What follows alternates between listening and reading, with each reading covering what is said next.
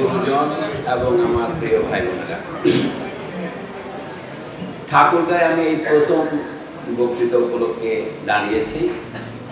আপনাদের যাকে বলছেন সংবর্ধনা, তাতে আমি শুধুমাত্র আনন্দিত নই, খানিকটা অভিভূত যে না, আমি সাধারণত এই ধরনের সংবর্ধনা পাই না।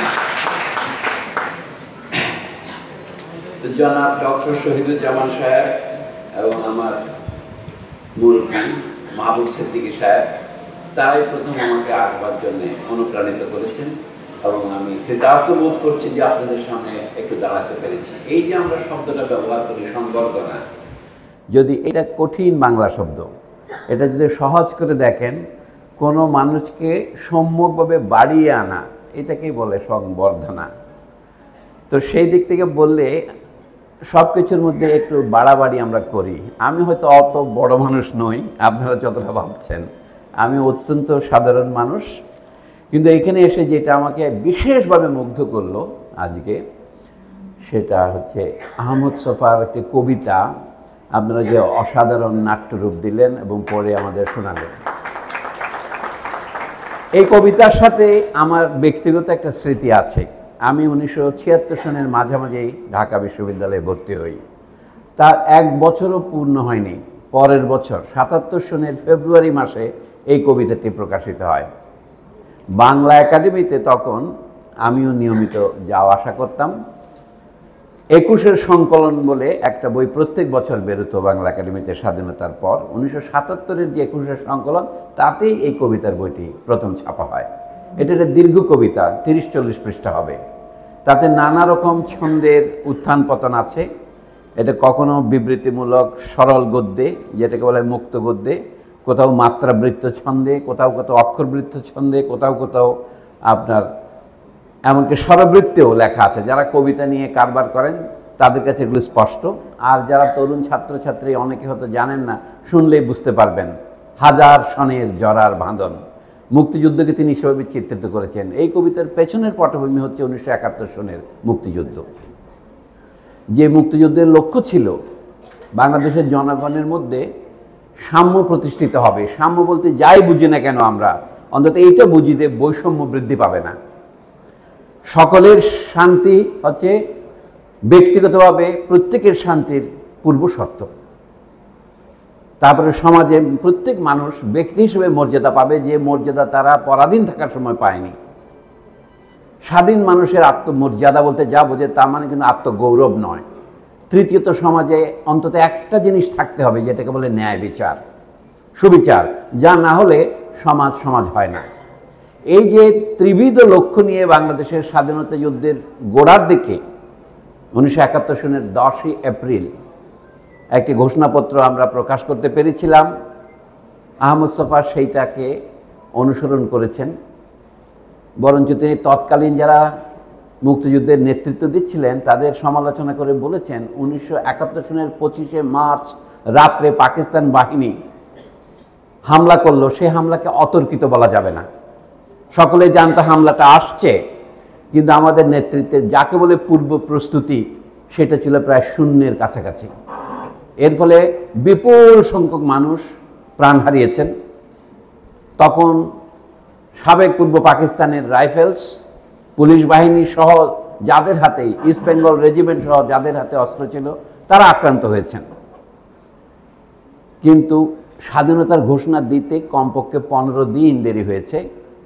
বৈদ্যনাথ তলায়, কুষ্টিয়া জেলার তৎকালীন পশ্চিম সীমান্তে, ভারতীয় সীমান্তের কাছে থেকে, যেই জায়গার নাম দেওয়া হয়েছিল মুজিবনগর, সেখান থেকে স্বাধীনতার ঘোষণাপত্র পাঠ করা হয়। আপনারা হিসাব করে দেখেন, যারা তরুণ, যাদের কাছে মনে হয় এই 71 সনের কথা শুনতে শুনতে আমরা বিরক্ত হয়ে গেছি, তাদেরকেও অনুরক্ত হতে হবে। 25শে মার্চ থেকে 10ই এপ্রিল, এই 15 দিন যে একটা দেশের রাজনৈতিক নেতৃত্ব সঙ্গে সঙ্গে রাজনৈতিক স্বাধীনতা ঘোষণা করতে পারে না। পথে ঘাটে আমরা যেখানে পারি প্রতিরোধ করেছি। কারো ঘোষণার জন্য কেউ অপেক্ষা করেছে সেটা নয়। এই যে মুক্তিযুদ্ধের যে বেদনা, সেটা নতুন করে দেখা দিয়েছিল গোটা 70-এর দশক ধরেই। আমাদের এখানে অনেক অভ্যুত্থান, পাল্টা অভ্যুত্থান, অনেক হত্যাকাণ্ড হয়েছে। ওই পটভূমিতেই আহমদ ছফা এই কবিতার বইটি লেখেন 1977 সনের জানুয়ারি ফেব্রুয়ারি মাসে। মানে তখন আপনারা জানেন দেশে বিরাট রাজনৈতিক আলোড়ন চলেছে ৭৫ সনের পর থেকে। এই যে জাতীয় নেতৃত্বের ব্যর্থতা, এটা স্বাধীনতা পরবর্তী সমাজে মানুষের আশা আকাঙ্ক্ষা, সাম্য, মানবিক মর্যাদা এবং সামাজিক সুবিচার প্রতিষ্ঠার লক্ষ্য, সেটা করতে না পারা, তার বেদনা থেকে এই কবিতার বইটি বেরিয়েছে। উনি সম্বোধন করছেন প্রথম লাইনেই প্রবীণ বয়সী বট, মানে জটাধারী রবীন্দ্র ঠাকুর। আহমদ সাহেব রবীন্দ্র ঠাকুরের ভক্ত ছিলেন এবং রবীন্দ্র ঠাকুরের লেখা একটি গান আমাদের জাতীয় সঙ্গীত হিসেবে তখন গৃহীত হয়েছে, আমার সোনার বাংলা আমি তোমায় ভালোবাসি। আহমদ ছফার এই কবিতার মধ্যে সেই বেদনাটি ফুটে উঠেছে যে এই বাংলাদেশ যা আমরা পেলাম ৭১ এই প্রচণ্ড এই রক্তপাতের মধ্য দিয়ে, আমরা তার বিনিময়ে কি পেলাম, এই যে হতাশা, সেটাই এই কবিতার পেছনে আছে। আপনারা একজন এক একভাবে এই কবিতা পড়বেন। আমি মুগ্ধ হলাম যে অন্তত ঠাকুরগাঁয়ে আপনাদের কেউ কেউ এই তরুণ তরুণীরা নিজেরা এই কবিতা আবেগ ভরে অনুরাগের সাথে পড়ে আবৃত্তি করে এবং এই বা অভিনয় করে আমাদের দেখালেন। আহমদ ছফা বেঁচে থাকলে কি যে খুশি হতেন আমি কল্পনা করতে পারছি না। তিনি মাঝে মাঝে বলতেন, আহমদ ছফা, যে আমাদের চেয়ে, আমাদের ঠিক আগের, যাকে বলে আগের পুরুষের মানুষ, তিনি বয়সে আমার চেয়ে মাত্র ১৫ বছরের বড় ছিলেন। তার জন্ম বলা হয় ১৯৪৩ সনে, তো ১৯৭১ সনে তার বয়স কত? ২৮ বছর। তিনি মুক্তিযুদ্ধে যোগ দিয়েছিলেন তার কলম নিয়ে, এবং কলকাতায় যাওয়ার পরে তিনি মুক্তিযুদ্ধে যোগ দিতে চেয়েছিলেন সশস্ত্র বাহিনীতে, তাকে কিন্তু নেয়নি তার রাজনৈতিক মতাদর্শের জন্যে। অর্থাৎ যুদ্ধ চলাকালেও তাকে বামপন্থী বিবেচনা করে, অথবা আরও পরিষ্কার করে বলে চীনাপন্থী বিবেচনা করে তাকে যুদ্ধে যোগ দিতে বাধা দেওয়া হয়েছিল। তারপরে মুক্তিযুদ্ধের উপর প্রথম প্রকাশিত বইটি লিখেছিলেন আহমদ ছফা, যার নাম জাগ্রত বাংলাদেশ। এই বইয়ের প্রকাশকাল মজার, ১৯৭১ সনের ২৮শে জুলাই, ঠিক ৩০ বছর পর ২০০১ সনের ২৮শে জুলাই আহমদ ছফা ঢাকায় মৃত্যুবরণ করেন। এই বই প্রকাশের পরে আরও অনেকে বই বের করেছে। বাংলাদেশ ইন চেইনস বলে একটা বই ইংরেজিতে বের করেছিলেন গাজীউল হক সাহেব, যিনি ভাষা আন্দোলনের একজন নেতা হিসেবে বিখ্যাত ছিলেন। আমি দু একটা উদাহরণ দিচ্ছি, কিন্তু বাংলাদেশের মুক্তিযুদ্ধের ইতিহাসে এই সমস্ত কথা কোনো উল্লেখ করা হয় না। ফলে আমরা যে ইতিহাস পেতে পারতাম, যুদ্ধ থেকে ফেরার পরে আহমদ ছফা ৭২ সনে একটা বই লেখেন। আমি অতি সংক্ষেপে বলছি, বইয়ের নাম বুদ্ধিবৃত্তির নতুন বিন্যাস। এই বইটা প্রকাশিত হয় সেপ্টেম্বর, অক্টোবর, নভেম্বর মাস ১৯৭২। তখন দেশের চরম দুর্দিন। এখন যে আপনারা যে ধরনের শাসন ব্যবস্থাকে আমরা অনায়াসে, অধ্যাপক ইফতেখারুল আলম মাসুদও বলেন ফেসিবাদ, সেটা সম্পূর্ণ নখ দন্ত বিকশিত হয়ে ১৯৭২ সনে দেখা দিয়েছিল। স্বাধীনতার আশা আকাঙ্ক্ষা ১৯৭২ সনে ধূলিসাৎ হয়েছে, কিন্তু আমরা সেটা এখন স্বীকার করতে চাই না। তার প্রমাণ ওই সময় আহমদ ছফার লেখা এই পত্রিকায় ১৭ কিস্তিতে দৈনিক গণকণ্ঠ নামক একটি পত্রিকায় ধারাবাহিক প্রকাশিত হয়েছিল, সপ্তাহে ২ দিন ৩ দিন করে। সেইটাই যখন বই আকারে বের হয় নভেম্বর মাসে, এই বইয়ের জন্য আহমদ ছফার জীবন বিপন্ন হয়েছিল। তৎকালীন শাসক শ্রেণী তাকে একেবারে তাড়িয়ে বেরিয়েছিল, এমন যে শেষ মুহূর্তে ১৯৭৫ সনে যখন ঢাকায় শেখ মুজিবুর রহমান ক্ষমতা হারান, আহমদ ছফা তখন ৩ মাসের জন্য নির্বাসিত অবস্থায় কুমিল্লায় এক জায়গায় আত্মগোপন করেছিলেন প্রাণের ভয়ে এই লেখাগুলির জন্য। এই জন্য বলছি, দেশের ইতিহাস যদি দেশের তরুণেরা না জানে, তাহলে দেশে কি অর্জন আমরা করলাম, কি বাধার মুখে পড়ে বোঝা যাবে না। বুদ্ধিজীবী বলতে যা বোঝায়, আমি প্রথম আমার চোখের সামনে আদর্শ হিসেবে দাঁড়ায় আহমদ ছফা। আমি বলেছি ১৯৭৬ সনে যখন বিশ্ববিদ্যালয়ে ভর্তি হই, তখন আমার বয়স ১৮ বছর, আহমদ ছফার বয়স ৩৩ বছর। কিন্তু তিনি আমার কাছে, আমাকে আমি মনে করতাম তিনি সেই প্রবীণ বট গাছ। মানে ৩৩ বছরের মানুষকে আমার মনে হতো প্রবীণ একটি বয়স্ক মানুষ, যিনি জাতিকে দিক নির্দেশনা দিচ্ছেন। আমাদের জাতির তো নেতৃত্ব ছিল না, আমি সবিনয়ে স্বীকার করছি। আমরা অনেকে প্রাণ দিয়েছি, কিন্তু মন দেওয়া প্রাণ দেওয়ার চেয়েও কঠিন।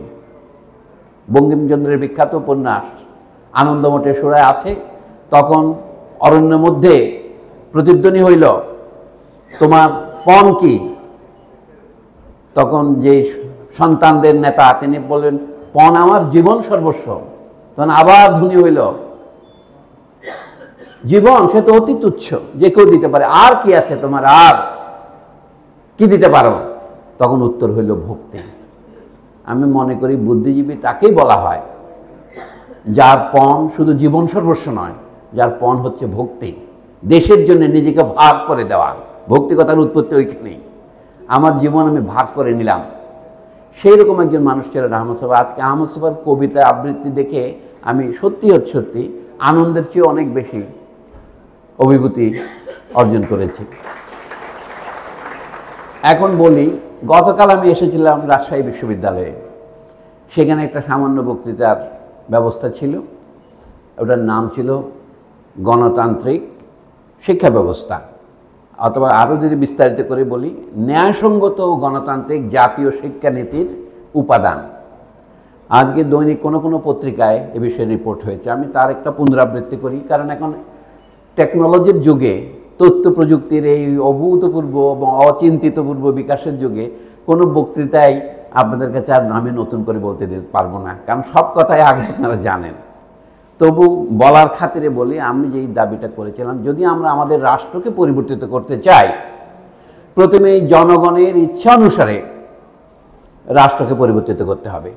অর্থাৎ জনগণ যেভাবে চায়, এইটার একটা ঘোষিত লক্ষ্য আমরা উচ্চারণ করলাম 1971 সনে। তৎক্ষণাৎ মনে হতে পারে, কিন্তু সেটা তৎক্ষণাৎ নয়, তার পেছনে দীর্ঘ সংগ্রামের ইতিহাস আছে। আমরা এখন ইতিহাসকে যেভাবে স্কুল কলেজে পড়াচ্ছি, তাতে মনে হয় দীর্ঘদিন ব্যাপী আমাদের দেশে একটা জাতি গঠনের যে আকাঙ্ক্ষা জনগণের মধ্যে গড়ে উঠছিল। আমি শুধু বলবো না এটা ব্রিটিশ আমলের পরাধীনতার যুগে, তারও বহু আগে থেকেই মানুষের মধ্যে আত্মমর্যাদা প্রতিষ্ঠার, স্বশাসন প্রতিষ্ঠার, নিজের জীবনকে সমৃদ্ধ এবং স্বাধীন করার অঙ্গীকার ছিল। আমি সে লম্বা ইতিহাসের পুনরাবৃত্তি না করেই বলছি যে ব্রিটিশ আমলে যে সংগ্রামটুকু আমরা করেছিলাম, 1857 সনের ব্রিটিশ বিরোধী প্রথম স্বাধীনতার যুদ্ধ, বা তার আগে অজস্র আমাদের জনগণের কৃষক বিদ্রোহ সহ আমাদের বিভিন্ন জাতিগোষ্ঠীর আদিবাসীদের সংগ্রাম সহ, সেগুলো আমাদের ইতিহাসে একদম অবহেলিত। যেই কারণে আমরা ইতিহাস বলতে শুরু করেছিলাম মাত্র 1948 সনের ভাষা আন্দোলন থেকে। হঠাৎ করে যেন আমরা আইয়ুব বিরোধী আন্দোলন পার হয়ে 71 সনের স্বাধীনতা সংগ্রামের মধ্য দিয়ে দেশটাকে স্বাধীন করলাম। কিন্তু তারপরে আমাদের এই যে ভাগ্য বিপর্যয়, গত 50 বছরের বেশি সময় ধরে যা চেয়েছিলাম তা না পাওয়ার বেদনা, এবং যা চেয়েছিলাম তার বিপরীত কিছু পাওয়ার বেদনা, এটা আমাদের মনের মধ্যে একটা প্রশ্ন জাগায়, কেন এমন হলো? সেই জন্য বলছি, যদি আমরা দেশকে অল্প মেয়াদে পরিবর্তন করতে চাই, যে একটা জিনিস আমরা ন্যূনতম চেয়েছিলাম, জনগণ নিজের ভোট দিয়ে নিজের প্রতিনিধি নির্বাচন করবে, তার মানে তাদের কাছে তারা জবাবদিহি করবে। বড় জোর তাদেরকে আমরা 5 বছরের জন্যে একটা কাজের ভার দিলাম, তারা যদি সেই ভার ঠিকমতো পালন করতে না পারেন, তাদেরকে ফিরিয়ে নেওয়ার অধিকার আমাদের থাকবে পরবর্তী নির্বাচনে। সেই অধিকারও যখন আমরা কার্যকর করতে পারি না, তখন বুঝতে পারছি যে আমাদের ঘরের মধ্যে চোর নয় ডাকাত ঢুকেছে, এবং আমরা সর্বশান্ত হয়েছি। কিন্তু আমি একটু ভিন্ন কথা বলতে চাই। এই দেশকে যদি আমরা দীর্ঘমেয়াদে পুনর্গঠন করতে চাই, তাহলে আমাদের যে জনগণের ইচ্ছা, সেটাকেও পরিবর্তিত করতে হবে। আমরা কি চাই সবসময় আমরা কিন্তু সেটা জানি না। সেই জন্য পরিবর্তনের ক্ষেত্রে দীর্ঘমেয়াদী পরিবর্তন যদি বলি, অনেক দিন ধরে পরিবর্তন করতে চাই, তাহলে আমাদের শিক্ষা ব্যবস্থার মধ্য দিয়ে পরিবর্তন আনতে হবে। আজ যে শিশু জন্মগ্রহণ করেছে, 6 বছর পরে, 5 বছর পরে সেই শিশু প্রাথমিক বিদ্যালয়ের প্রথম শ্রেণীতে যাবে। তার 16 বছর পরে লেখাপড়া শেষ করে 16, 17, 18 বছর পরে কর্মজগতে প্রবেশ করবে।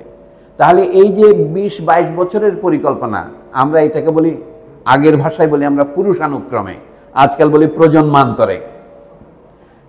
এইটুকু আমাদের দীর্ঘমেয়াদী পরিকল্পনা করতে হয়, যে আজকে শিশুকে আমি যে শিক্ষা দিচ্ছি, 25 বছর পরে সেই শিশু কর্মক্ষেত্রে গিয়ে এইটারই বাস্তবায়ন করবে। এই জন্য আমরা বলেছিলাম যে আমাদের দেশে কি কি আমরা অর্জন করতে পারতাম, যেই বর্তমান সম্পদ আমাদের সীমিত আছে, সেটা দিয়ে কি আমরা অর্জন করতে পারতাম, অথচ কি আমরা অর্জন করতে পারিনি। একটা ধরুন, 1971 সনে আমরা প্রথম স্বাধীন হইনি, এটা আমাদের পরিষ্কার ইতিহাসকে করতে হবে। 1947 সনে ব্রিটিশ শাসনের অবসানের সময় আমরা সকলেই উদযাপন করেছিলাম স্বাধীন হয়ে। আমরা স্বাধীন হয়েছি বলে জানতাম, কিন্তু কিছুদিন পরে জানলাম যে আমরা স্বাধীন হইনি। তাহলে একই কথা কি বলা যায় না 71 সম্পর্কেও? আমরা এত রক্ত দিয়েছি, আমরা মুক্তিযুদ্ধ জাদুঘর করেছি, আমরা এখানে মুক্তিযুদ্ধের ভাস্কর্য করেছি। ইকো সোশ্যাল ডেভেলপমেন্ট অর্গানাইজেশনের আজকে আমি লোকায়ন লোকবৈচিত্র্য জাদুঘরে গেলাম সকালবেলা, সেখানেও দেখলাম যে অভূতপূর্ব কল্পনার সাথে এখানকার সাঁওতাল অধিবাসী যারা আমাদের আদি পুরুষ, তাদের ভাস্কর্য করা হয়েছে মুক্তিযুদ্ধের সাথে। আমার প্রশ্ন হচ্ছে, সেইখানে আমরা এই যে ভাস্কর্যের মধ্যে স্বাধীনতার প্রতিফলন দেখতে পাচ্ছি কিনা। দেখেন বলি, এই দেশে যেই সংগ্রামগুলো হয়েছে এগুলো জানা হচ্ছে আমাদের সামনে এগোবার একটা পদক্ষেপ মাত্র, কিন্তু একটা পা দিয়ে মানুষ হাঁটতে পারে না, মানুষের কমপক্ষে দুটো পা লাগে। আপনি এক পা করে এগোতে হলেও এক পা দু পা করে এগোতে হয়। এখন যেই জায়গাতে আমরা ঠেকে গিয়েছি, আমাদের দেশে শতকরা 100 জন লোককে আমরা, যেটাকে আমাদের দেশে বর্তমানে শিক্ষার সাথে অক্ষর জ্ঞানকে সমার্থক করে দেখা হয় সারা পৃথিবীতে, সেই অর্থেই বলছি, যদিও এটা সমার্থক নয়। যারা অক্ষর জ্ঞান অর্জন করেননি তারা শিক্ষা লাভ করেননি, এটা বলা সঠিক নয়। কিন্তু আমরা একটা মাপকাঠি যদি ব্যবহার করি, এখনও আমাদের দেশে পাকিস্তান আমলের ইতিহাসটাকে যদি আপনি স্বাধীনতা ধরেন, সেই 23 বছর, এখনকার 53 বছর, আপনার কত বছর হলো, 76 বছর হলো, 77 বছর হলো, আমরা সেইটুকু অর্জন করিনি। এখন লক্ষ্য করার বিষয়, আমরা অর্জন করিনি, আমাদের প্রতিবেশী দেশ যারা আছে, ভারত, পাকিস্তান, এমনকি আপনি মিয়ানমার, শ্রীলঙ্কার কথাও ধরেন, মোটামুটি 19-20 আমরা সকলেই কিন্তু এই দুরবস্থার মধ্যে আছি। এইটা আমাদের চিন্তার একটা বিষয় হওয়া উচিত। আমি সোজা কথায় বলবো, আমি যদিও কথা আজকে সীমিত করতে চাই লেখাপড়ার বিষয়ে, কিন্তু যদি আপনি দেশের সামগ্রিক মানুষের জীবন জীবিকা, অর্থনীতি, কর্মসংস্থান, উৎপাদন, বিতরণ, বন্টন এবং ধন বৈষম্যের কোনো রকমের কমতি বা সুরাহা না হয়, তাহলে শুধু লেখাপড়া দিয়ে পরিবর্তন হবে সেটা আমি মনে করি না। তবু আমি কথা সীমিত রাখার জন্য বললাম, আমরা লেখাপড়া করাটাকে জীবনের এগিয়ে যাওয়ার পথের হাতিয়ার মনে করতাম। ধরুন, ব্রিটিশ আমলে যখন আমাদের দেশ পরাধীন ছিল, তখন একটা প্রতিযোগিতা ছিল কোন জাতি থেকে, কোন সম্প্রদায় থেকে কত লোক বিশ্ববিদ্যালয়ে গ্র্যাজুয়েট হচ্ছে। সেই সুযোগটা ধীরে ধীরে বেড়েছে। আপনারা জানেন, পাকিস্তান আমলের আগে ব্রিটিশ আমলে আমাদের দেশে একটি বিশ্ববিদ্যালয় হয়েছিল, ঢাকা বিশ্ববিদ্যালয়।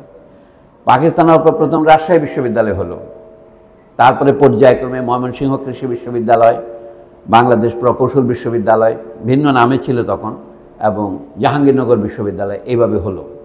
এখন বাংলাদেশে অনেক শিক্ষা প্রতিষ্ঠান হয়েছে। এটা অবশ্যই আমাদের মনতে হবে অগ্রগতির চিহ্ন। কিন্তু সাধারণ শিক্ষার কথা যদি বলি, বাংলাদেশের প্রত্যেকটি গ্রামে, মৌলানা ভাসানী সবসময় বলতেন 68,000 গ্রাম, এখন বাংলাদেশের গ্রামের সংখ্যা আরও বেড়েছে। আপনি এটা গ্রামের সংখ্যার উপর নির্ভর করে, গ্রাম বলতে কতজন লোককে, কয়টা পাড়াকে মনে করেন। বাংলাদেশে এখন শোনা যায় 66,000 প্রাথমিক বিদ্যালয় আছে, কিন্তু প্রাথমিক বিদ্যালয় বহু প্রকারের। সব মিলিয়েও বলছি যে শতকরা 100 জন লোক নাম দস্তখত করতে পারে না। এটার সংখ্যা শতকরা 74 জন, 75 জন এরকম বলা হচ্ছে। তার মানে 16 আনার মধ্যে আমাদের 4 আনা লোক নামই স্বাক্ষর করতে পারে না। আর যারা স্বাক্ষর, তারা কি পরিমাণ লেখাপড়া করতে পারে সেটাও আমরা জানি। তাহলে এই যে আমাদের দেশে সবাইকে লিখিয়া পড়া শেখাতে না পারা, এইটার কারণ কি? একটা কারণ হচ্ছে যে আমাদের ধন সম্পদ নাই। আসলে কি সত্যি? আমাদের দেশ হচ্ছে একদিকে চরম ধনীর দেশ, আরেকদিকে চরম দরিদ্রের দেশ। এইটাকে বলছে বৈষম্যের বৃদ্ধি। অথচ যেটা নিত্য প্রয়োজনীয়, জাতিকে গঠন করার জন্য যে কর্মী বাহিনী দরকার, যে শাসক শ্রেণী দরকার, এই যে এখন সকলেই বিসিএস দিতে চায়, এটা দোষের কিছু আমি মনে করছি না, কিন্তু সকলেই তো বিসিএস এর অফিসার হলে বাকি কাজগুলি করবে কে? কিন্তু এই নির্বাচনটা হবে কিভাবে? কে বাকি কাজে যাবে, যে কে প্রশাসনে যাবে? আমরা ধরে নিয়েছি এটা মেধার মাধ্যমে হয়। আর যেটা মেধা জিনিসটা কিভাবে নির্ধারিত হয়, এইভাবে যদি আপনি চিন্তা করতে শুরু করেন, তাতে দেখবেন বৈষম্যটা আমি স্থায়ী না সাময়িক, এটা প্রায় স্থায়ী রূপ পেতে শুরু করেছে। অর্থাৎ যারা সুবিধাভোগী এবং সুবিধাপ্রাপ্ত শ্রেণী, তাদের ছেলেমেয়েরাই উচ্চতর চাকরিগুলিতে যাবে, এবং যারা সুবিধা বঞ্চিত বা সুবিধাহীন, তারা নিম্ন পেশাগুলি অবলম্বন করবে। এইটা কার্যগত বাংলাদেশে প্রতিষ্ঠিত হয়েছে। আপনি বলতে পারেন যে দুনিয়ার সবাই যখন শাসক হবেন, এটা নির্ধারণ করব কিভাবে? একটা দুনিয়ার সব দেশে যে ব্যবস্থাকে গণতন্ত্র বলা হয়, আমাদেরটা শুদ্ধ, সেটা কি? যারা শাসক হবেন তাদের পেছনে শাসিতদের সমর্থন থাকবে। অর্থাৎ শাসিতদের কথাবার্তা তারা শুনে, তাদের কথা পূরণে, তাদের ইচ্ছা এবং প্রয়োজন মেটাবার জন্য তারা সংগ্রাম করবেন, তারা তাদের কর্মচারী। এটা হচ্ছে গণতন্ত্রের সংজ্ঞা। আরেকটা সংজ্ঞা আছে এখানে একসাথে, আজকে যে শাসিত, আগামীকাল তার পক্ষে শাসক শ্রেণীতে পা রাখার সম্ভাবনাটুকু থাকবে। সুযোগের চেষ্টা করার, এটাকে বলে ইকুয়াল অপরচুনিটি ফর অল। সকলের জন্য সমান সুযোগ থাকতে হবে। যদি আপনি কোনো ক্রমে দেখেন সেই সুযোগ বন্ধ হয়ে গেছে, তাহলে এটা স্থায়ী গণতন্ত্র হবে না। আমাদের লক্ষ্য ছিল বাংলাদেশকে প্রজাতন্ত্র হিসেবে গঠন করা। আমাদের বন্ধুরা প্রায় জিজ্ঞাসা করেন, আমাদের তো রাজা নাই, আমাদেরকে প্রজা বলা হয় কেন? বিশেষ করে যারা তরুণ ছাত্রছাত্রী আছেন এখানে পেছনের দিকে, আমি তাদের উদ্দেশ্যে বলছি, এর একটা কারণ আছে। আমরা কিসের প্রজা? আমরা কোনো রাজার প্রজা নই। রাজা শুদ্ধ সকল মানুষই অন্য কিছু একটার অধীন, এটার নাম হচ্ছে বিধি, বিধির বিধান। ইংরেজিতে বলে সাবজেক্ট টু ল। আজকাল ল বলার আগে আমরা অর্ডার বলি, ল অ্যান্ড অর্ডার, শান্তি ও শৃঙ্খলা। কিন্তু আপনার অর্ডার বলার দরকার নাই।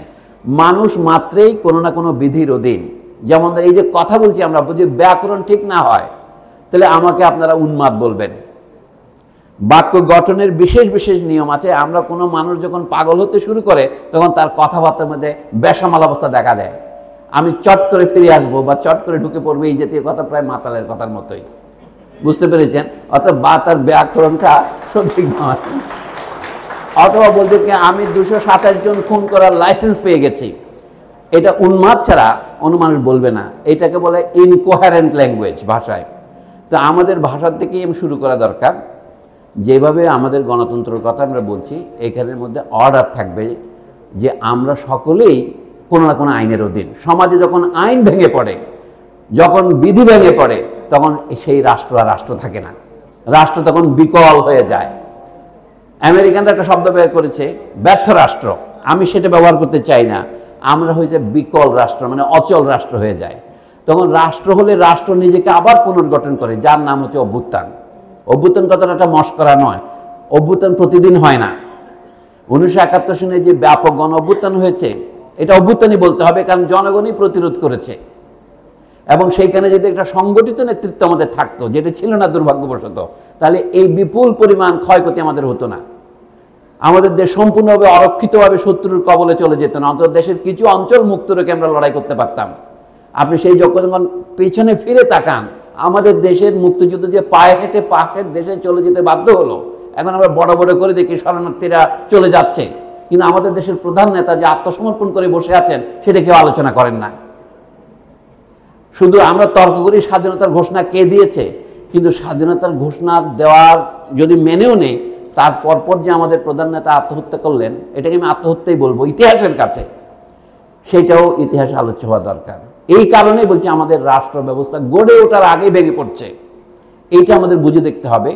এখানে কিছুটা সবাই নিজের স্বার্থের পেছনে ছোটে, এটা কিন্তু রাষ্ট্র গঠনের জন্য সহায়ক নয়। একটা কথা আপনারা বলি, আমরা কতগুলি কথা ব্যবহার করি জাতির জনক।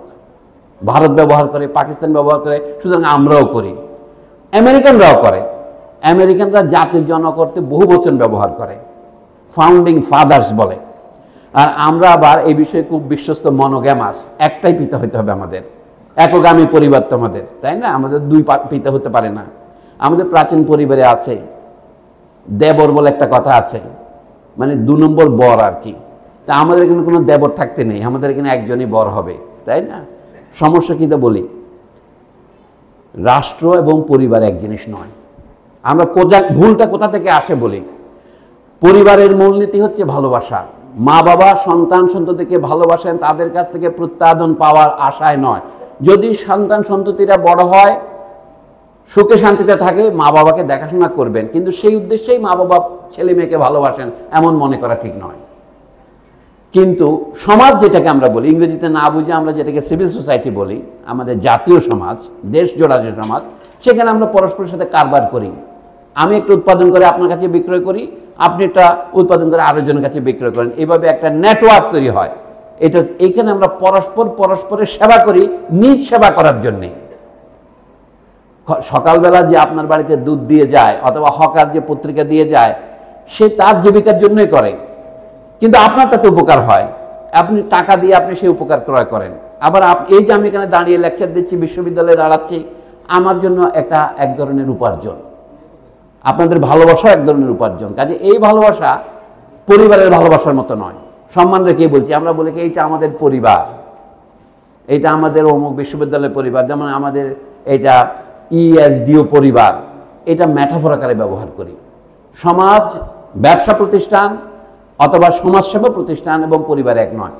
এখন সবচেয়ে জটিল প্রতিষ্ঠান হচ্ছে রাষ্ট্র, যেখানে পরস্পর বিরোধী স্বার্থ মুখোমুখি দাঁড়ায় এবং তাকে সমাধান করতে হবে। এই জন্য বলছি, যারা মাইক্রো ম্যানেজার, একটা বিশেষ প্রতিষ্ঠানের ম্যানেজিং ডিরেক্টর, তিনি রাষ্ট্র পরিচালক হিসেবে ভালো হতেও পারেন, নাও হতে পারেন, কোনো গ্যারান্টি নেই। কারণ রাষ্ট্র হচ্ছে পরস্পর বিরোধী স্বার্থের মধ্যে ভারসাম্য প্রণয়ন। আমি অনেক বড় বড় মনীষীর নাম না নিয়ে তাদের কথারই পুনরাবৃত্তি করতেছি। রাষ্ট্র হচ্ছে শ্রেণী সংগ্রামের যেগুলো অমীমাংসেয় অবস্থার মধ্যে একটা মীমাংসা আনার চেষ্টা করা, ভারসাম্য করা। সেই জন্য বলছি জাতির জন্য কথাটা প্রযোজ্য নয়। জাতির জন্য থাকতে হবে না, জাতি তো পরিবার নয়। আচ্ছা, এখন আপনি বলেন তাহলে যারা জাতির জন্য কথাটা চালু করেছেন তারা কেন চালু করেছেন? তাদের একটা উদ্দেশ্য আছে। উদ্দেশ্য হচ্ছে কি, যাকে জাতির জনক বলা হচ্ছে তাকে সমস্ত সমালোচনার, বিতর্কের, সন্দেহের, প্রশ্নের ঊর্ধ্বে রাখা এবং তার নামে সমস্ত অন্যায়কে বৈধ করা। এই জন্য আমরা মনে করি যে এই ধরনের কথাকেই প্রশ্ন করতে হবে, আমাদের ইতিহাসকে প্রশ্ন করতে হবে। আমরা যেগুলিকে বিতর্কের ঊর্ধ্বে স্থাপন করেছি তাদেরকেও নতুন করে তাকাতে হবে। এই না হলে একটি গণতান্ত্রিক রাষ্ট্র গঠন করা যাবে না। গণতান্ত্রিক রাষ্ট্র করার প্রয়োজন হচ্ছে, গণতান্ত্রিক রাষ্ট্র শব্দের অপর অর্থ হচ্ছে যে কোনো রাষ্ট্র মানে ন্যূনতম গণতান্ত্রিক হতে হবে আধুনিক পৃথিবীতে। আপনি যদি রাজতন্ত্র ফিরে যেতে চান, ইচ্ছা করলে আর পারবেন না। যতই বলুন না কেন এই দেশটা আমার বাপের, কিন্তু এই দেশ মানুষ গ্রহণ করবে না। এটা মানুষ রক্ত দিয়ে প্রমাণ করেছে, কিন্তু আমাদেরকে বারবার 20 বছর, 25 বছর, 50 বছর পর বারবার রক্ত দিতে হবে কেন?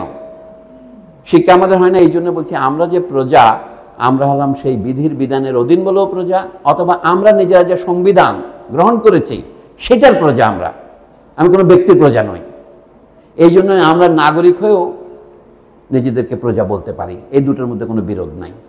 নাগরিকই প্রজা, প্রজায় নাগরিক। আগে রাজার অধীনে থাকার সময় সাবজেক্ট বলা হতো, যখন ফরাসি বিপ্লব হলো তখন তারা নিজেদেরকে বলা শুরু করলো সিটিজেন। আমরা এখন সেই অবস্থায় এসে পড়তেছি।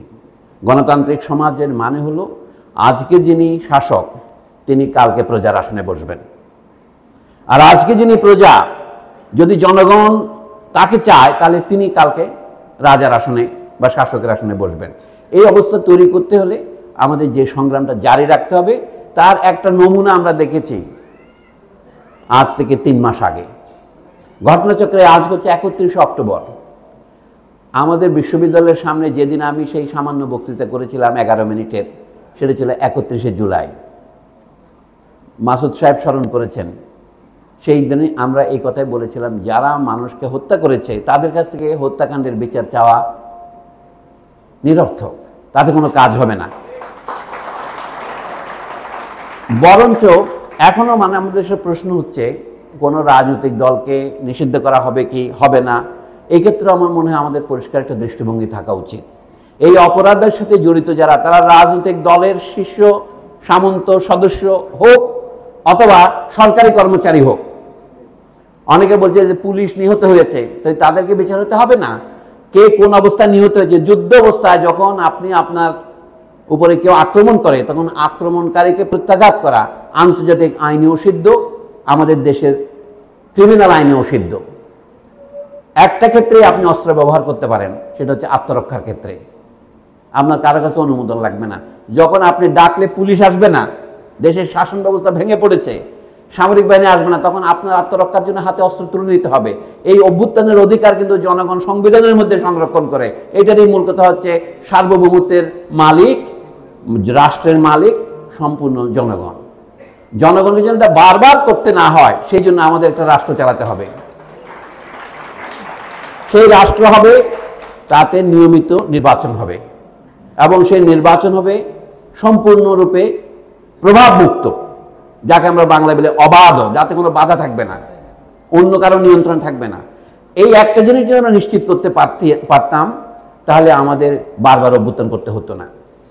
কিন্তু এটা নিশ্চিত করার পথে বাধা হচ্ছে রাষ্ট্রের যে নিরপেক্ষ প্রতিষ্ঠানগুলি, সিভিল সার্ভিস, সামরিক বাহিনী, পুলিশ বাহিনী এবং অন্যান্য সকল রকমের ক্যাডার সার্ভিস, এবং যাকে আমরা বলি সিভিল সোসাইটির অঙ্গ বলি, শিক্ষা প্রতিষ্ঠান সহ এই সবগুলোকে এই প্রশাসনের প্রভাবমুক্ত করতে হবে এবং জনগণের যে সংবিধান সেই অনুসারে চালাবার ব্যবস্থা করতে হবে।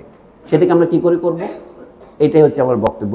সেই সংবিধান যদি আমরা দেশের জনগণের মধ্যে চালু রাখতে চাই, তাহলে আমাদের শিক্ষা ব্যবস্থা থেকে পরিবর্তন শুরু করতে হবে। আমি 3টা কথা বলি, এইটার একটা উপসংহার দেই, তারপরে আপনাদের সাথে অন্য কোনো কথা থাকলে বলবো। একটা ন্যায়সঙ্গত শিক্ষা ব্যবস্থা কথাটা কেন আমি বলছি? সবাই বলছে কি গণতান্ত্রিক শিক্ষা ব্যবস্থা, তার আসলে ন্যায়সঙ্গতের কথা বলছি কেন? সবাই শিক্ষা সম্পর্কে আমরা বলি, আন্তর্জাতিক আইনের সমস্ত বিধানে দেখা যাচ্ছে এখন জাতিসংঘ, ইউনেস্কো এবং অন্যান্য প্রতিষ্ঠান যত এখন শিক্ষার অধিকার নিয়ে কাজ করেন, তো সকলেই বলছেন শিক্ষা একটি সার্বজনীন অধিকার। তাহলে সে অধিকার থেকে আমাদের জনগণকে বঞ্চিত করেছে যে রাষ্ট্র, সেই রাষ্ট্রকে অপরাধী নয়? একটা শিক্ষা ব্যবস্থা প্রতিষ্ঠা করার অঙ্গীকার রাষ্ট্র করেছে এবং যারা জাতিসংঘের সদস্য হয়েছে তার মৌলিক নৈতিক আদর্শ মেনে নিয়েছে, তাদের তো উচিত ছিল সর্বজনের শিক্ষার উপযোগী প্রাথমিক, মাধ্যমিক এবং উচ্চ স্তরের শিক্ষা ব্যবস্থা করা। সেই জন্যে আমরা এখন যেটার উপরে গুরুত্ব দিতে চাই সেটা হলো সার্বজনীন শিক্ষা ব্যবস্থা।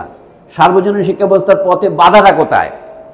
প্রথম বাধা হচ্ছে আমাদের শিক্ষার যে উপযুক্ত সুযোগ, আমাদের শিক্ষা ব্যবস্থাকে বাস্তবায়ন করার জন্য যে বিনিয়োগ করা দরকার, রাষ্ট্রের যে ফান্ডিং করা দরকার, সেটা আমাদের কেন করা হচ্ছে না? জাতিসংঘ 1968 সনে ইউনেস্কোর মাধ্যমে জানিয়েছে যে যদি কোনো দেশে আপনি নিরক্ষরতা দূর করতে চান, অর্থাৎ সকলকে আপনি প্রাথমিক বিদ্যালয়ে নিতে চান এবং সেটা শেষ করার সুযোগ দিতে চান, তাহলে জাতীয় আয়ের জিডিপির শতকরা 6 ভাগ খরচ করতে হবে সর্বনিম্ন। এর চেয়ে কম করলে আপনি নদীতে বাঁধ দিতে পারবেন না। নদীতে বাঁধ দিতে হলে আপনাকে যে পরিমাণ মাটি ফেলতেই হবে এবং প্রথম রাতেই ফেলতে হবে, নাহলে সেটা ভেসে যাবে। সেটা আমাদের দেশ কখনোই করেনি। পাকিস্তান বলে করা হয়নি, এটা ভারতেও করা হচ্ছে না, বাংলাদেশেও করা হচ্ছে না। এইটা করার যে এখন যে পরিমাণ বিনিয়োগ আমরা করছি তার 3 গুণ করলে সেই সর্বনিম্ন বিনিয়োগ হবে। তাহলে আমাদের প্রত্যেক ছেলে মেয়ে স্কুলে যাওয়ার মতো স্কুল তৈরি করা সম্ভব রাষ্ট্রের উদ্যোগে। দ্বিতীয় প্রশ্ন হলো, বর্তমানে শিক্ষা বিস্তারের রাষ্ট্রের যে উদ্যোগ তার তুলনায় চাহিদা বেশি। এই বেশি হওয়ার কারণে আমরা শিক্ষা ব্যবস্থাকে এখন লিজ দিয়েছি। এটার নাম হয়েছে পাবলিক প্রাইভেট পার্টনারশিপ, এবং এটা আন্তর্জাতিক যারা আমাদের মুরব্বী তারাও বলছে যে কি আপনারা এগুলি প্রাইভেট সেক্টরে ছেড়ে দিন।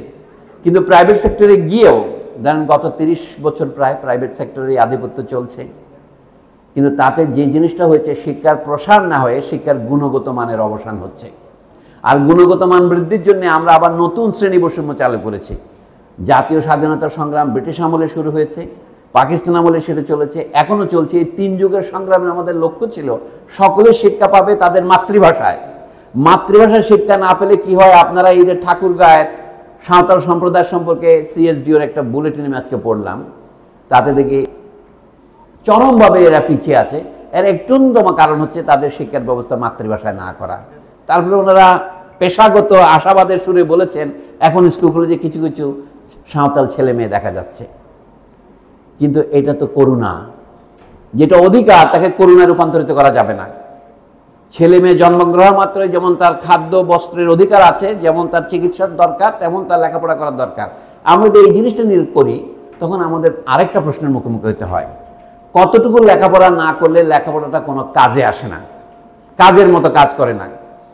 এইটা 5 বছর পরে যদি আপনি সার্টিফিকেট নিয়ে স্কুল থেকে বেরিয়ে যান, ধরে নিলাম 5 বছরে আপনি প্রাথমিক বিদ্যালয় শেষ করলেন, এটা আপনার কি পরিমাণ কাজে লাগবে? আপনাকে অ্যাসিস্ট্যান্ট হওয়া ছাড়া আর কোনো কাজ করতে দেবে না। পৃথিবীর সর্বত্রই, গতকাল রাজশাহী বিশ্ববিদ্যালয়ে এই কথা আমি বলেছি এই সন্ধ্যায়, যে আপনি দেখুন অন্য দেশের উদাহরণ অনুসরণ করেন। ইংল্যান্ড, আমেরিকা উন্নত দেশ, তাদের অনুসারী কানাডা, অস্ট্রেলিয়া, এই সব দেশেই ন্যূনতম শিক্ষা এলিমেন্টারি সেকেন্ডারি একসাথে এটাকে বলে ন্যূনতম শিক্ষা, যার ইংরেজি শব্দ হলো ফান্ডামেন্টাল এডুকেশন। শিশুকে 12 বছর স্কুলে থাকতে হবে, এর আগে তাকে শিক্ষিত হয়েছে বলে ছেড়ে দেওয়া যাবে না। এটা পরীক্ষার জন্য আপনার এই বই পড়তে হবে না, আপনার নিজের পরিবারের দিকে তাকান। আপনার নিজের ছেলে বা মেয়েকে আপনি কত বছর স্কুল পড়ে না ছাড়িয়ে একলা পরিবারের বাইরে ছেড়ে দেবেন না। এটার বয়স হচ্ছে, শিশুর বয়স 18 অথবা 12 বছর স্কুল কলেজে পড়বে। আমাদের দেশের মাপে যদি বলেন প্রাথমিক, মাধ্যমিক এবং উচ্চ মাধ্যমিক, এইটুকু শিক্ষা সম্পূর্ণভাবে তাকে দিতে হবে এবং ওই শিক্ষা গ্রহণের জন্য তার যে সুযোগ সুবিধা দরকার, ইংরেজিতে বললে মনিটারি অ্যালাউন্স, এটাও তাকে দিতে হবে। এটা রাষ্ট্রের দায়িত্ব, অর্থাৎ সমাজের দায়িত্ব। সমাজ যদি মনে করেন যে না, এটা আমি পরিচালনার ভার কিছু প্রাইভেট কর্পোরেশনকে দেব, কোনো আপত্তি নাই, অন্তত আমি আপত্তি করব না। তবে একটা শর্ত আছে, এই শর্তের জন্য আমরা আমাদের ছোট রাষ্ট্র, নগর রাষ্ট্র হচ্ছে সিঙ্গাপুর। সিঙ্গাপুর এটা করেছে, কিন্তু সেখানে রাষ্ট্র এমন কর্তৃপক্ষ স্থাপন করেছে, যদি সরকার কর্তৃক প্রদত্ত মান থেকে কোনো প্রাথমিক বিদ্যালয় অথবা উচ্চ মাধ্যমিক বিদ্যালয় অথবা বিশ্ববিদ্যালয় বিচ্যুত হয়, তাহলে তাকে সাথে সাথে এই প্রতিষ্ঠান বন্ধ করে দেওয়া হয় এবং তাকে শাস্তির আওতায় আনা হয়। এই ধরনের রেগুলেশনের অধীনে যদি আপনি পরিচালনার ভার প্রাইভেট কলেজ বিশ্ববিদ্যালয়কে দেন, কোনো আপত্তি করার কথা নয়। কিন্তু বাস্তব ইতিহাস কি বলে? তারা সেটা করে না।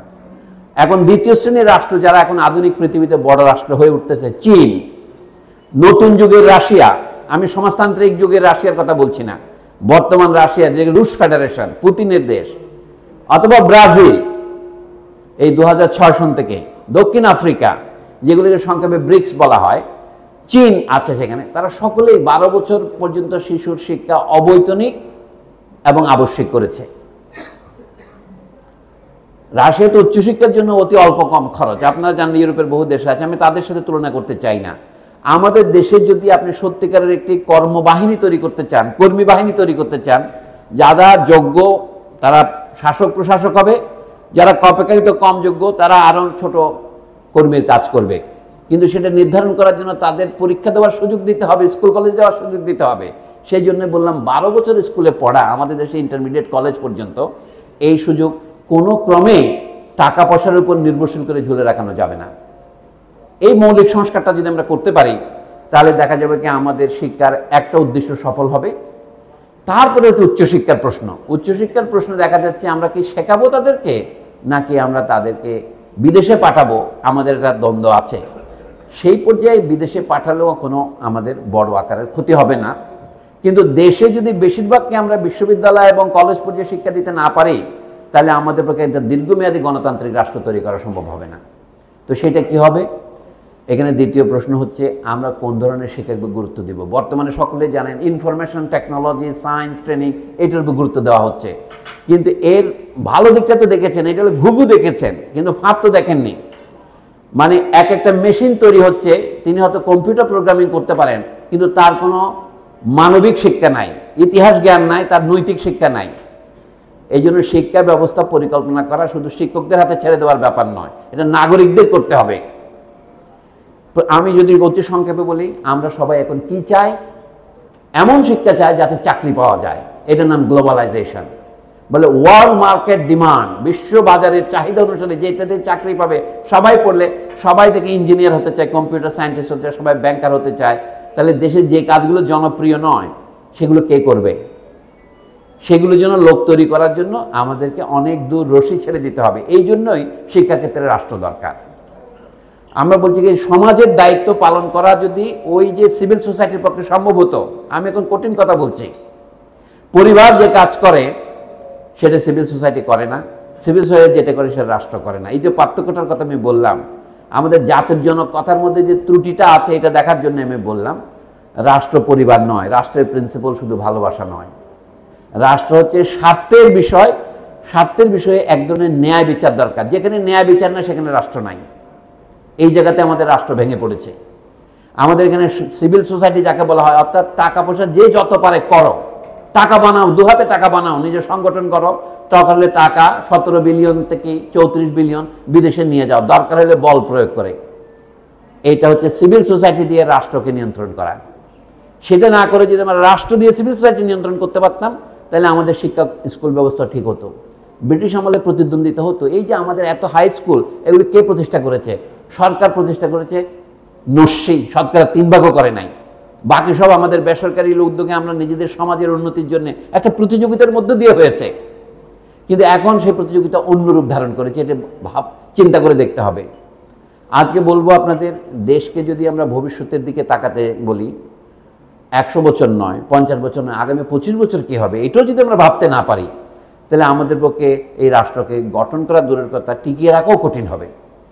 আমাদের রাষ্ট্র কিন্তু এখনও গঠিতই হয় নাই, নাম ঘোষণা করলে রাষ্ট্র হয় না। আজকে দেখলাম টাকা, দেখলাম পুরনো 1971 সনে যুদ্ধ করার সময় যে টাকার নোট বের করেছিলেন, সেটার উপরে লেখা থাকতো গণপ্রজাতন্ত্রী বাংলাদেশ। সরকার কথাটা লেখা থাকতো না। 72 সন থেকে টাকায় লিখেছেন গণপ্রজাতন্ত্রী বাংলাদেশ সরকার, তার কর্তৃত্বে এবং দায়িত্বে এই টাকা প্রবর্তিত। আমাদের এটা হলো গঠনের একটা পর্যায়। এখন আমরা শিক্ষার ক্ষেত্রে ওই পর্যায়ে আছি। বাংলাদেশে এখনো কোনো বলতে গেলে কোনো সরকার নাই, মানে বর্তমান অন্তর্বর্তীকালীন সরকারের কথা বলছি না আমি, কোনো সরকারই যেন সরকার নয়। যে সরকার তার দায়িত্ব পালন করতে পারে না, সে কিসের সরকার? সরকারের প্রথম দায়িত্ব হচ্ছে জনগণের জন্যে ন্যূনতম যেটা দরকার, যেমন খাদ্য বস্ত্রের দরকার, সরকার আমাদের খাওয়াবে না, আমরা আমাদের খাওয়াবো। কিন্তু দেশে যদি উৎপাদন ব্যবস্থা ভেঙে পড়ে, তা আমি খাবো কোথা থেকে? কাজে উৎপাদন ব্যবস্থা চলা, বাজার ব্যবস্থা চলা, এটার দায়িত্ব তো সরকারের নিতে হবে। এইভাবে দেখলে সীমান্ত রক্ষা সরকারের দায়িত্ব নয়। আমাদের সবচেয়ে বড় সৈনিক কারা? আমাদের ছেলেমেয়েরা। আপনি সেনাবাহিনীর জন্য রেশন দিচ্ছেন, এটা খুব ভালো কাজ। সরকারি বাহিনীর জন্য অতি একেবারে সৈনিকদেরকে মাসে 16,000 টাকা বেতন দেওয়া হয়, কিন্তু তারা সমস্ত কিছু বিনা পয়সা খেতে পায়। আমি এটাকে ঈর্ষা করছি না। সেনাবাহিনীর সেকেন্ড লেফটেন্যান্টদের 34,000 টাকা বেতন দিয়ে শুরু করা যায়, তাদেরকে সব কিছু পানি শুদ্ধ কিনে খেতে হয়, মেনে নিলাম। কিন্তু আমাদের যদি চাকরি নাই, আমরা কিন্তু দেশের পোটেনশিয়াল, যখন মুক্তিযুদ্ধ হবে সেনাবাহিনী একা করতে পারবে না, আমাদেরকেও দেশকে রক্ষা করতে হবে। কিন্তু দেশকে চালাবার বুদ্ধি যে সিভিল ব্যুরোক্রেটদের মাথা থেকে আসতেছে, তাদেরকে শিক্ষিত করতে হবে, দেশের শিক্ষকদের শিক্ষিত করতে হবে। শিক্ষক হচ্ছে বীজ ধানের মতো। যে দেশের সবচেয়ে ভালো ছেলেমেয়েরা যে শিক্ষকতা পেশায় না গিয়ে কেবল সিভিল সার্ভিসে যায়, তাহলে দেশের দুর্গতি শেষ হয় নাই। একটা কথা আছে, production of commodities by means of commodities. পণ্য দিয়ে পণ্য উৎপাদন, বীজ দিয়ে আবার নতুন বীজ উৎপাদন করতে হবে। এখন বীজের ব্যবসা আমাদের ওয়ার্ল্ড ব্যাংকের রাজত্বে, আমাদের পাটের সব বীজ বোধহয় বিদেশ থেকে কিনতে হবে। আমাদের এইভাবে লেখাপড়ার ক্ষেত্রে তাই হচ্ছে, আমরা শিক্ষক তৈরি করতে পারছি না। কেননা শিক্ষকতা এখন সবচেয়ে আকর্ষণীয় পেশা নয়, অথবা সবচেয়ে আকর্ষণীয় পেশাগুলির মধ্যে নয়। এটা আপনি বিয়ের বাজারে গেলে টের পাবেন। আপনার মেয়ে বিয়ে দেওয়ার ব্যাপারে আপনার জামাই কোন শ্রেণী, কি চাকরি করে, তাতে আপনি বুঝবেন শিক্ষক হলে তার স্থান হবে বড় জোর 3 নম্বরে, 1 নম্বরে যাবে না। তো সেই সমাজে ভালো লোক শিক্ষক হবে কিভাবে? তো যাক, আমি বলছিলাম দেশে ভবিষ্যৎ শাসকদের তৈরি করা হচ্ছে শিক্ষা ব্যবস্থার প্রথম কাজ।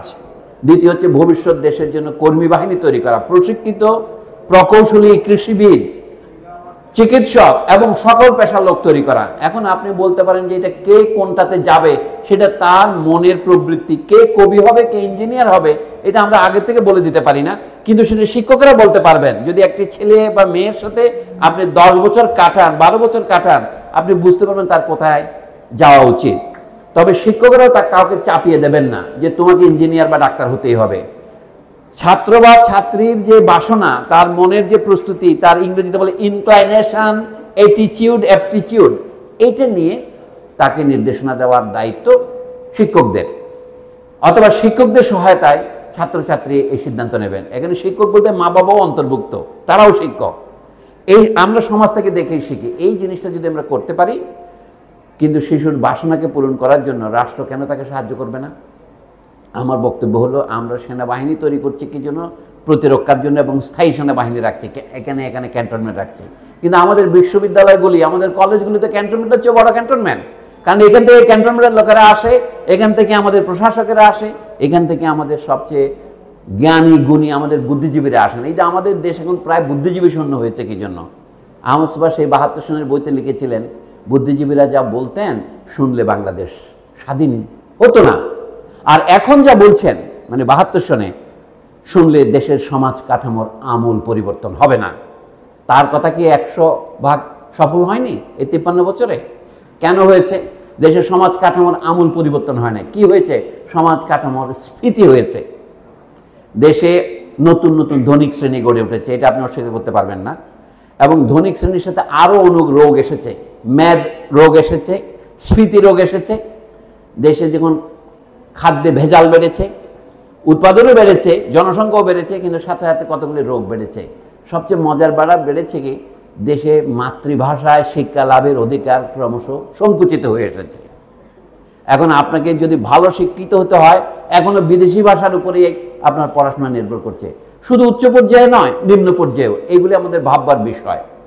সেই জন্য আমি বলবো, আমাদের দীর্ঘমেয়াদী পরিবর্তনের জন্য শিক্ষা ব্যবস্থায় যে পরিবর্তন আনা দরকার, তাতে 3টা ন্যায়ের প্রতিষ্ঠা করতে হবে।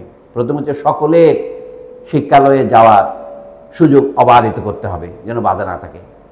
2 নম্বর হচ্ছে শিক্ষাক্ষেত্রে যে বিনিয়োগ সরকারের, এটা অনেক কম, এটা বাড়াতে হবে। এবং বেসরকারি ক্ষেত্রে যে সমস্ত বেসরকারি প্রতিষ্ঠানকে আমরা এখন শিক্ষার বিস্তারের দায়িত্ব দিয়েছি, তারা অনেক বেশি করছেন, কিন্তু সেখানেও নিয়ন্ত্রণ আরোপ করতে হবে। উদ্দেশ্যটা কি? সর্বস্তরের মানুষের, শুধু প্রাথমিক বিদ্যালয়ে নয়, যাদের মেধা এই মধ্য দিয়ে বিকশিত হয়েছে, তারা যেন উচ্চ স্তরেও যেতে পারে। আমি সকলের বলতে বোঝাচ্ছি নারী পুরুষ উভয়ের, বাঙালি অবাঙালি সকলের, হিন্দু মুসলিম সকলের, অর্থাৎ জাতি ধর্ম অথবা বর্ণ পরিচয়ে কেউ যেন বঞ্চিত না হয়।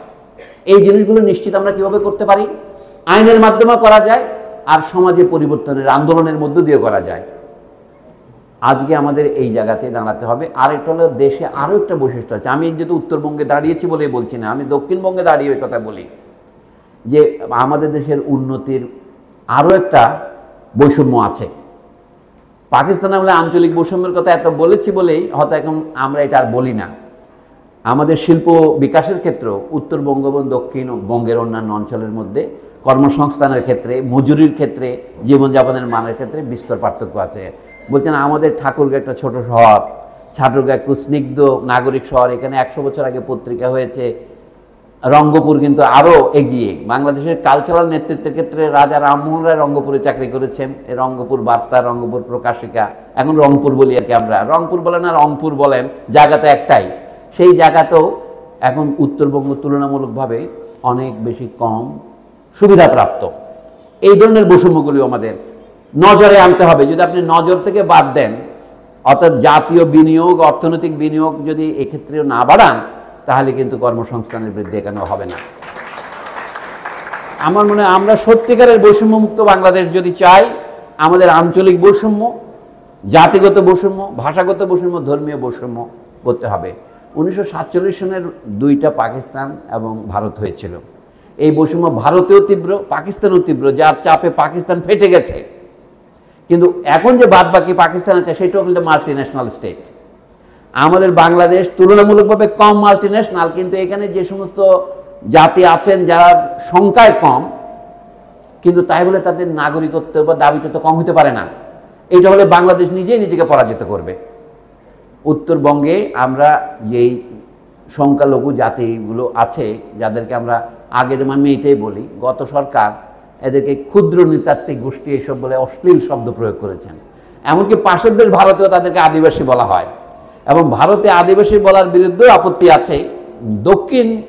উত্তর পূর্ব ভারতে অরুণাচল, মিজোরাম, নাগাল্যান্ড, মণিপুর ইত্যাদিতে ওরা ওদেরকে শেডিউল ট্রাইব বলে, কিন্তু জনসাধারণ অবাধে আদিবাসী বলে। আমাদের বাংলাদেশে আদিবাসী শব্দটা নিষেধ করার কি উদ্দেশ্য ছিল বলুন? এখন আদিবাসী মানে এই নয় যে শরণার্থীর কাল থেকে তারা বাংলাদেশে আদিবাসী। আদিবাসী শব্দের তাৎপর্যটা হচ্ছে, এই দেশে যে আক্রমণ করেছিলেন আর্যরা 3500 বছর বা তারও আগে, তাদের সময় যারা ভারতবর্ষে প্রবাসী ছিলেন তারাই হচ্ছে আদিবাসী।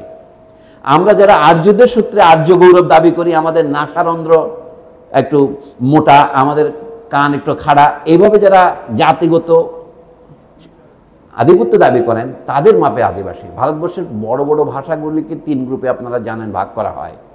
এরা নিজেদেরকে আর্য বলে, ওরা দ্রাবিড় বলে, আমাদের এটাকে অস্ট্রিক বা মুন্ডারি যে উত্তরে বলি পূর্ব অঞ্চলীয় ভাষা, অথবা কোলারিয়ান নানা নাম দেয়। এই পূর্ব ভারতের বেই অংশ বাংলাদেশের মধ্যে আছে, তো এরাদের এই অর্থে আদিবাসী বলা যায়। অর্থাৎ আর্য পূর্ব ভারতের যারা অধিবাসী, তারা হচ্ছে ভারতের আদিবাসী। তো সেটা যদি বাংলাদেশেও পড়ে, তাদেরকে আদিবাসী বলতে আমাদের দোষ কি? এই জন্য বলছি, বৈষম্যের নানা রূপকে যদি আমরা দূর করতে চাই, তাহলে বাংলাদেশে একটি সুষম বৈষম্যহীন সমাজ গঠন করা যায়। কিন্তু তার প্রধান দায়িত্ব হচ্ছে, যারা নিজেদেরকে সংখ্যাগুরু সমাজ বলছেন, দাবি করছেন, তাদের বাংলাদেশে বাঙালি মুসলিমরাই হচ্ছে সেই গোষ্ঠী, যারা ইতিহাসের দিক থেকে অনেক নির্যাতিত গোষ্ঠী। এই যে আহমদ সাহেবের কথা আপনারা বললেন, এটা দিয়ে আমি শেষ করি। আহমদ সাহেব বলেছিলেন, বাংলাদেশে যে এই গোষ্ঠী বাংলাদেশ প্রতিষ্ঠার আন্দোলনে নেতৃত্ব দিয়েছেন, ব্রিটিশ আমলেও পাকিস্তান আমলেও এটার নাম বাঙালি মুসলিম গোষ্ঠী। তো বাঙালি মুসলিমের সংজ্ঞা কী? যারা বাংলা ভাষায় কথা বলেন এবং যারা ইসলাম ধর্ম অবলম্বন করেন। তার বাইরেও একটা কথা হামসব বলেছেন, এরা ঐতিহাসিকভাবে একটি নির্যাতিত গোষ্ঠী, যারা হয়তো সেই নির্যাতন থেকে মুক্তির আশায় ধর্মান্তর করেছিলেন। শুধু তারা ইসলাম গ্রহণ করেন নাই, ইসলাম গ্রহণ করার আগে তারা নানা ধর্ম গ্রহণ করেছিলেন। তার মধ্যে বৌদ্ধ ধর্ম আছে, আরও নানা রকমের আঞ্চলিক ধর্ম ছিল। সেগুলি ক্রমশ বদলাতে বদলাতে একটা গোষ্ঠী এখন দানা বেঁধেছে, যার নিজের অধিকার সম্পর্কে সচেতন হয়েছে। সেই গোষ্ঠীর নেতৃত্বেই বাংলাদেশ রাষ্ট্র প্রতিষ্ঠিত হয়েছে। তাহলে তারা যদি তাদের নিজেদের মর্যাদা বজায় রাখতে চান, তাহলে এখানে অন্যান্য যে মানব গোষ্ঠী আছেন, তারা তাদের ধর্মাবলম্বী নন, তাদের যত্ন নিতে হবে। কিন্তু চিরকাল যে আমরা নির্যাতিত ছিলাম, আমি চিরকাল সেই নির্যাতনের মধ্যে থাকতে চাই না। আমরা শাসক শ্রেণী হয়ে উঠতে চাই জাতিগতভাবে। তাহলে কি আমাদের করতে হবে? এই জন্য এই কবিতাটা তিনি লিখেছিলেন। যদি এটা মনোযোগ দিয়ে আপনারা পড়েন, 1977 সনের ফেব্রুয়ারি মাসে প্রকাশিত কৃষ্ণ প্রবীণ বটের গাছের প্রার্থনায় আহমদ সাহেব বলেছিলেন, বাংলাদেশের হাজার বছরের যে জরার বাঁধন, সেটা 1971 সালের স্বাধীনতার অকাল বোধনের মাধ্যমে সেটা ঝরে গিয়েছে।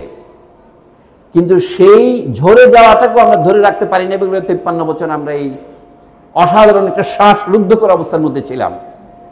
সেখান থেকে মুক্তি আমাদের হয়েছে বলে মনে হচ্ছে, কিন্তু এখন আমরা একটা অত্যন্ত সংকটকালীন সময়ের মধ্যে দিয়ে যাচ্ছি। আপনাদের চোখ, কান, নাক সব খোলা রাখতে হবে। আমি নাক কথাটা ইচ্ছা করেই বলছি, ঘ্রাণটাও নিতে হবে। এখন ইতিহাসের ঘ্রাণ নেওয়ার সময়। আমার কথা অনেকক্ষণ ধরে আপনারা শুনেছেন বলে আমি কৃতজ্ঞতা জানিয়ে এখানেই শেষ করতে চাইছি। ধন্যবাদ।